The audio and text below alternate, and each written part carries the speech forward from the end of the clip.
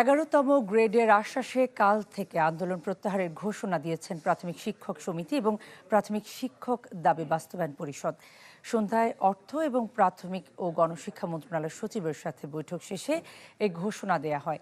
এর আগে সকালে 10ম গ্রেড বাস্তবায়ন সহ 3 দফা দাবি আদায়ে কেন্দ্রীয় শহীদ মিনারে তৃতীয় দিনের মতো অবস্থান কর্মসূচি পালন করেন সরকারি প্রাথমিক বিদ্যালয়ের শিক্ষকরা।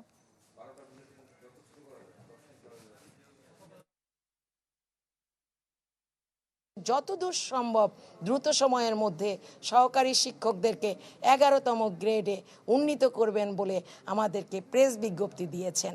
এটাই আমি মনে করি এই মুহূর্তে প্রাথমিক বিদ্যালয়ের সহকারী শিক্ষকদের অনেক বড় বিজয়। অবশ্যই আগামীকালকের যে চলমান যে আন্দোলন সেটি আমরা প্রত্যাহার করব বলে সিদ্ধান্ত গ্রহণ করেছি। দর্শক, এই বিষয়ে আরও জানাতে আমাদের সঙ্গে শহীদ মিনার প্রাঙ্গণ থেকে যোগ দিয়েছেন সহকর্মী কাজী ফয়সাল। ফয়সাল, আমাদেরকে সবশেষ আপডেট জানাবেন। সচিবালয়ে যে সংবাদ সম্মেলন হলো, এখান থেকে প্রাথমিকের শিক্ষকদের যে প্রতিনিধিদল সচিবালয়ে গিয়েছেন তারা কিন্তু সেখানে সংবাদ সম্মেলনে কথা বলেছেন। আপনারা নিশ্চয়ই এতক্ষণে সেই তথ্য আপনারা পেয়েছেন যে এই শিক্ষক নেতা যিনি আছেন, শিক্ষক নেতা খায়রুন্নাহার লিপি, উনি কিন্তু ঘোষণা দিয়েছেন যে তিনি আন্দোলন প্রত্যাহার করবেন এবং তিনি বলছেন যে 10ম নয় 11তম গ্রেডের কথা বলছে সরকার, এই আশ্বাস দিয়েছে এবং সেই জন্য তারা কিন্তু একটি প্রেস রিলিজ দিয়েছে। এই ধরনের কথা কিন্তু শিক্ষক নেতারা কিন্তু বলেছেন আমাদেরকে। তবে আমরা এই মুহূর্তে শহীদ মিনারে আছি। শহীদ মিনার এখানে কিন্তু যে নেতারা যেহেতু বৈঠক শেষ করেছেন তারা এখানে আসবেন এবং সংবাদ সম্মেলন করে কথা বলবেন এবং এখানে অন্য অন্য নেতা যারা আছেন তারা কিন্তু কথা বলছেন। এখানে কিন্তু দুইটি শ্রেণীতে বিভক্ত হয়েছে।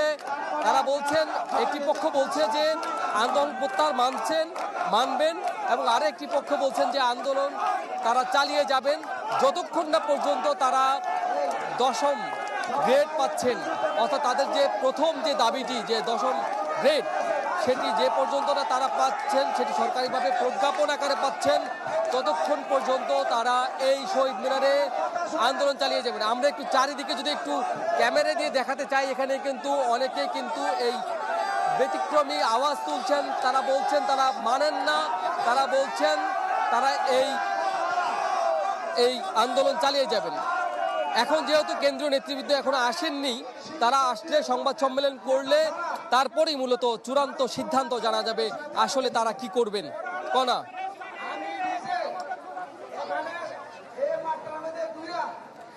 ফয়সাল, যারা ওখানে উপস্থিত আছেন তারা কি বলছেন, তাদের কথাগুলো আমরা একটু শুনতে চাই। এখানে শিক্ষকদের আমাদের আশপাশে যারা আছেন, আমরা একটু একজন শিক্ষকের বক্তব্য শুনতে চাই যে আসলে আপনি তো তৃতীয় দিনের মতো আন্দোলন করছেন, আপনারা আসলে কি চান এখন?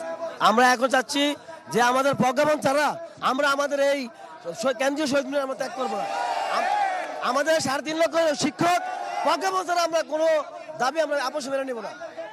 আমরা আরো 2-1জন শিক্ষকের মাঠ পর্যায়ে যারা আন্দোলন করছেন, আরো 2-1জন শিক্ষকের সঙ্গে আমরা কথা বলবো। আমরা একটু জানতে চাইবো যে আসলে আপনারা কি চান এখন মাঠ পর্যায়ে আন্দোলনকারী যারা আছেন? আমরা প্রজ্ঞাপন চাই, সরাসরি কোনো প্রজ্ঞাপন ছাড়া আমরা মাঠ ছাড়বো না। আরেকজন শিক্ষক আছেন, যেহেতু বলা হচ্ছে 11তম গ্রেডের কথা, সেই আশ্বাস সরকার দিয়েছে, আপনাদের মধ্যে কিন্তু দুইটা ভাগে বিভক্ত হয়েছে। কেউ বলছেন 10তম গ্রেডের না দেওয়া হলে আপনারা আন্দোলন চালিয়ে যাবেন। আসলে আপনারা কি চান? আমরা প্রজ্ঞাপন চাই, প্রজ্ঞাপন ছাড়া আমরা যাবো না, প্রজ্ঞাপন ছাড়া মাঠ ছাড়বো না। আসলে শিক্ষকরা কিন্তু বলছেন যে তারা প্রজ্ঞাপন চান, তারা 10ম গ্রেডের প্রজ্ঞাপন চান।